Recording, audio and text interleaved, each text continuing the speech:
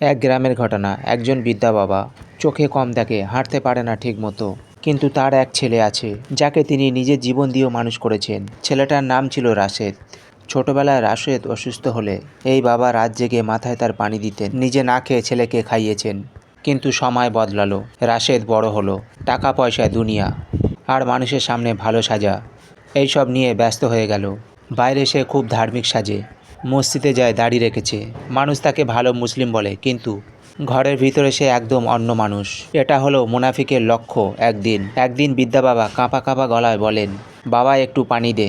রাশেদ রেগে গিয়ে বলল, এতবার পানি পানি করো কেন? নিজে নিতে পারো না?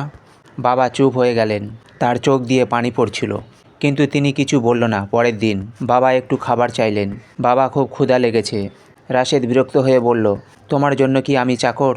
সারাদিন শুধু খাও খাও। তারপর খাবার না দিয়ে বেরিয়ে গেল। সেই দিন বৃদ্ধা বাবা না খেয়ে শুয়ে পড়লেন। রাতের বেলা বাবা একা বসে আল্লাহর কাছে বলছিলেন, হে আল্লাহ, আমি কি এই ছেলেকে এর জন্য মানুষ করেছিলাম? আমি তো ওকে ভালোবাসা দিয়েছিলাম, আজ সে আমায় ঘৃণা করছে। তার চোখ দিয়ে অশ্রু পড়ছিল, আর আকাশও যেন চুপচাপ ছিল। কয়েকদিন পর বাবা খুব অসুস্থ হয়ে গেলেন। তিনি আবার ছেলেকে ডাকেন, বাবা আমার খুব কষ্ট হচ্ছে। রাশেদ বলল, ড্রামা বন্ধ করো, আমার অনেক কাজ আছে। এই কথাটা বলে সে বেরিয়ে গেল। কিছুক্ষণ পর বৃদ্ধা বাবার নিঃশ্বাস ধীরে ধীরে বন্ধ হয়ে গেল। তিনি একা নিঃস্ব সংগ্রহ অবস্থায় এই দুনিয়া থেকে চলে গেলেন। পরবর্তী ঘটনা। বাবার মৃত্যুর পর মানুষ রাশেদকে বলল, তোমার বাবা তো খুব কষ্টই ছিলেন। কেউ কেউ বলল, তুমি ভালো করনি। কিন্তু রাশেদ কিছুই বুঝতে পারল না। সে আগের মতোই ভালো মানুষ সাজতে লাগলো। এক রাতে রাশেদ একটা ভয়ঙ্কর স্বপ্ন দেখল। সে দেখলেন আগুনের মতো কষ্ট হয়ে আছেন আর বলছেন, বাবা তুই আমাকে কষ্ট দিয়েছিলিস, আজ আমি আল্লাহর কাছে বিচার চেয়েছি। রাশেদ ঘুম থেকে উঠে কাঁপতে লাগলেন। তার মনে ভয় ঢুকে গেল।